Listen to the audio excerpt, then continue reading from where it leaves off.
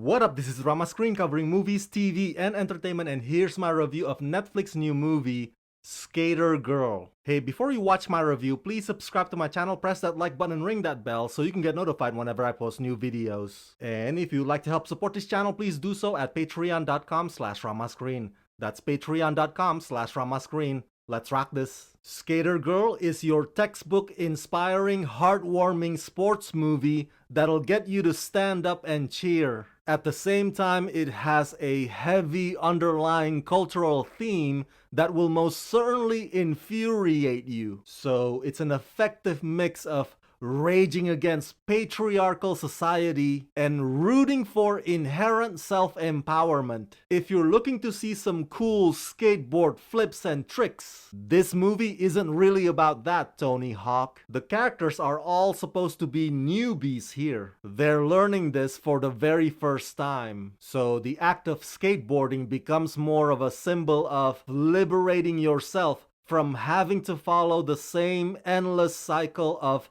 unspoken norms. Written by Manjari Makijani and Vinati Makijani and directed by Manjari Makijani, Skater Girl is a coming-of-age story that follows Prerna, a local teen living a life bound by tradition and duty to her parents. But when London-bred advertising executive Jessica arrives in the village to learn more about her late father's childhood, Prerna and the other local children are introduced to an exciting new adventure of skateboarding. They become infatuated with the sport, skating through the village, disrupting everything and everyone around them. Determined to empower and encourage their newfound passion, Jessica sets out on an uphill battle to build the kids their own skate park, leaving Prerna with a difficult choice between conforming to society's expectations of her or living out her dream of competing in the National Skateboarding Championship.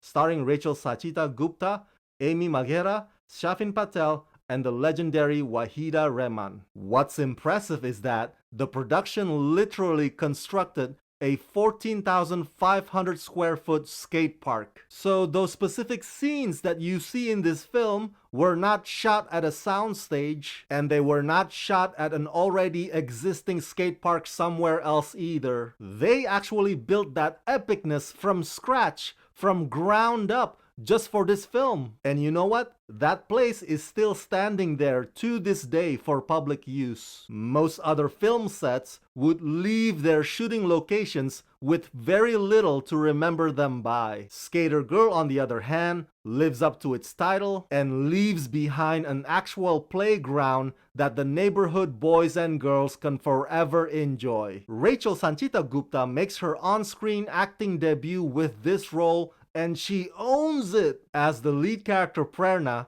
Rachel consistently has that ecstatic, in-awe expression that we all have when we behold whatever object in our lives that makes us happy. The moment Prerna touches her skateboard, it's like the world's possibilities open up to her. Rachel's performance also turns heartbreaking every now and then, since this movie also features visceral depictions of treating women, especially poor women, as some sort of a second-class citizen. I really love this film's decision to mash up English and Hindi languages in a way that doesn't feel like one has to stop for the other to begin. It doesn't alienate those who don't know how to speak one or the other, and vice versa. I'd like to believe that the character that Amy Maghera plays, Jessica, was purposely designed to fit Amy's own real-world identity, and that Jessica not only serves as the generous benefactor, but also as a bridge connecting two conflicting worldviews. Which leads me to my last but certainly not least point. This movie bravely calls out the archaic punitive caste system in India. But not just there, sadly a lot of places in that region share that similar mindset, including where I'm from, in Southeast Asia. Kids born into poverty